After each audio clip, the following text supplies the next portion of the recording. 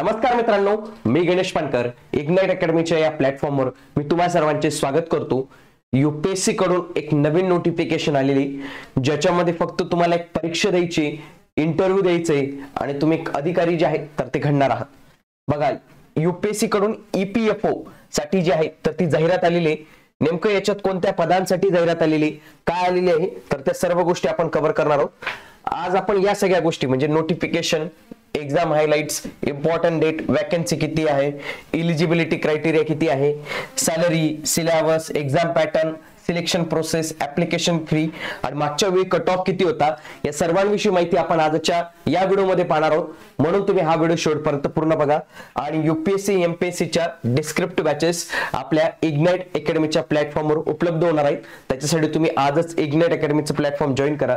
तसेच आपल्या offline batches Pune, Nashik आणि छत्रपती संभाजीनगर येथे देखील सुरू होणार आहेत। याच्यासाठी या दिलेल्या नंबरवर तुम्ही संपर्क साधा आणि एक गोष्ट नेहमी लक्षात ठेवा, इग्नाइट अकॅडमीच्या प्लॅटफॉर्मवर कुठलाही कोर्स घेणार असाल तर मी तुम्हाला एक कोड शेअर करतो, सिक्रेट कोड आहे तो GM10, हा कोड यूज करा। तुम्हाला कुठल्याही कोर्सच्या प्राइसवर, फायनल प्राइसवर आणखी एक्स्ट्रा 10% ऑफ जे आहे तर ते मिळून जाईल।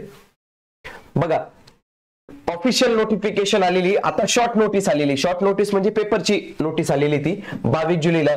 ओरिजिनल एकदम म्हणजे ते पूर्ण नोटीस येईल त्याच्यामध्ये पण हीच माहिती राहणार आहे, तर ती 26 जुलैला जे आहे तर ते येणार आहे। बघा, पदाचं नाव आहे इन्फोर्समेंट ऑफिसर EO किंवा अकाउंट ऑफिसर आणि दुसऱ्या पदाचं नाव आहे assistant provident fund commissioner APFC, म्हणजे हे दुसरं पद आहे बरं का। आणि हे एक पद आहे enforcement officer and account officer, हे एक पद आहे।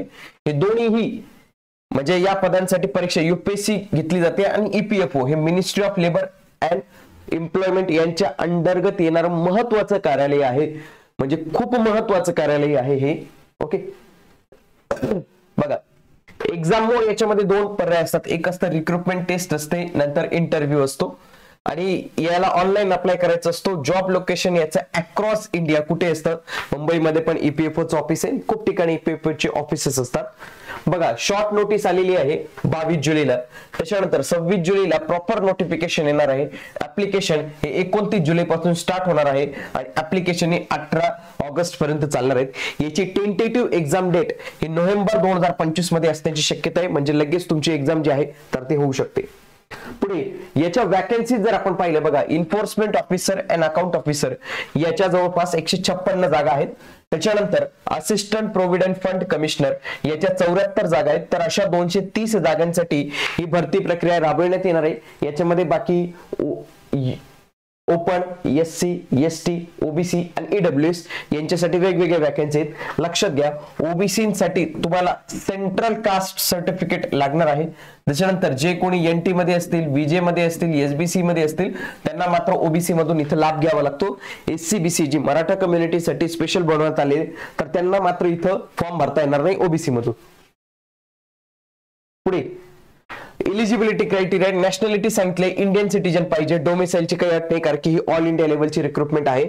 बघा, दोन्ही पदांसाठी मेन काय सांगितले की बॅचलर्स डिग्री पाहिजे, म्हणजे काय, उमेदवार हा पदवीधर असावा, कुठल्याही शाखेचा पदवीधर या पदासाठी फॉर्म जे आहेत तर ते भरू शकतो।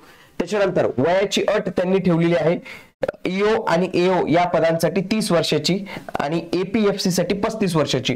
पुन्हा याच्यात तुम्हाला तुमच्या कॅटेगरीनुसार रिलॅक्सेशन मिळेल, जसं की OBC असाल 3 वर्ष, SC ST असाल तर 5 वर्ष आणि दिव्यांग असाल तर 10 वर्ष। तर अशा पद्धतीने तुम्हाला आणखी एज लिमिट मध्ये भेटतं। पुढे ऍप्लिकेशन फी याची फार कमी, किती रुपये, 25 रुपये, किती, 25 रुपये, ती पण कोणाला भरायची, जनरल, OBC आणि EWS ला।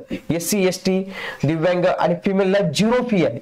म्हणजे एकीकडे तुम्ही इथे कम्पेअर करा, देशातील सर्वश्रेष्ठ संस्था, खूप महत्वाचं पद, अधिकारी लेवलचं पद, तिची एक्झाम फी किती आहे, 25 रुपये।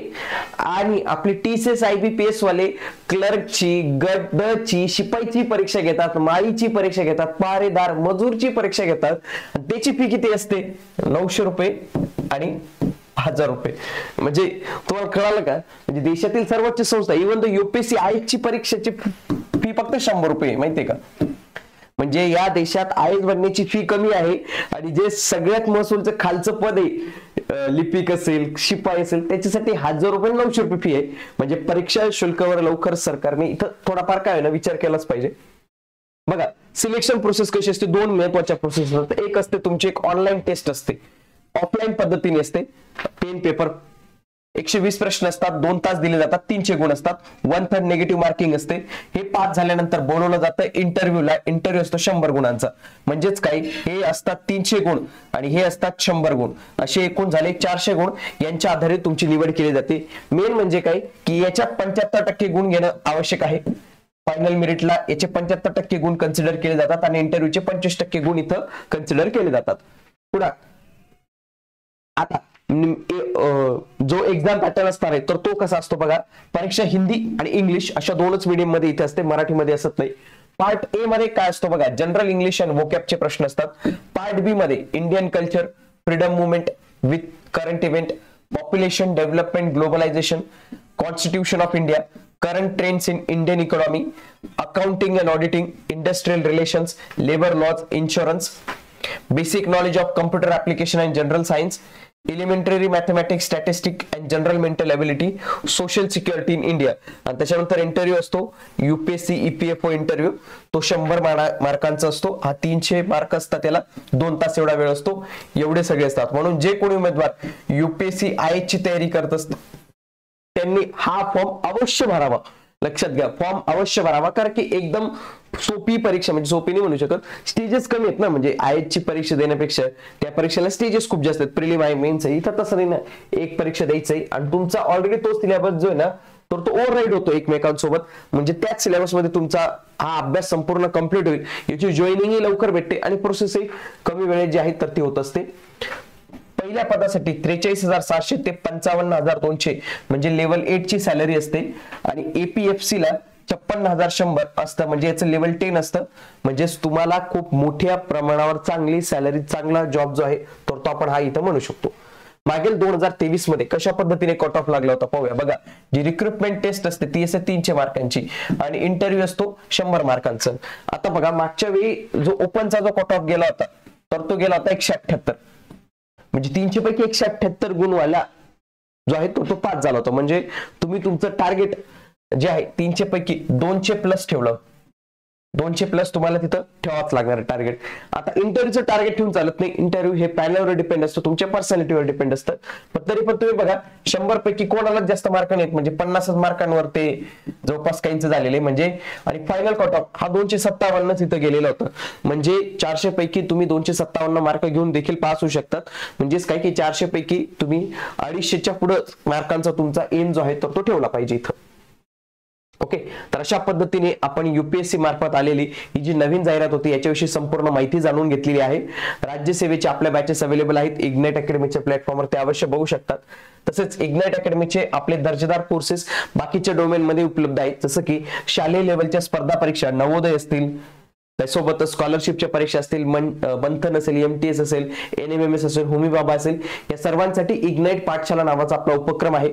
त्याला तुम्ही नक्की जॉईन करून ठेवा. त्याच्यावर सर्व माहिती आपण टाकलेली, ती माहिती तुम्ही अवश्य बघा. ही माहिती तुमच्या मुलांसाठी, तुमच्या नातेवाईकांमधील जो कोणी लहान मुलगा असेल त्याच्यासाठी फार महत्वाची आहे. भेटूया आता आपण पुढील व्हिडिओमध्ये. तोपर्यंत जय हिंद, जय महाराष्ट्र, धन्यवाद.